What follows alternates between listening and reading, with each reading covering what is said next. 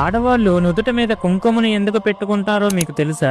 ఒక రోజు పార్వతీదేవి కైలాసంలో శివుడి కోసం పువ్వులు కోస్తూ ఉంటుంది. అప్పుడు అక్కడికి నంది వచ్చి, తల్లి, నాకు ఒక సందేహం ఉంది. శివుడికి ప్రతిరోజు ప్రతి క్షణం ప్రేమను చూపించాలి అంటే ఏం చెయ్యాలి అని అడుగుతాడు. నంది మాటలు విన్న పార్వతీదేవి నవ్వుతూ నాతో రా అని చెప్పి విష్ణువుని పూజించే కుంకుమని తన నుదిటి మీద పెట్టుకుని శివుడి ముందుకు వెళ్తుంది.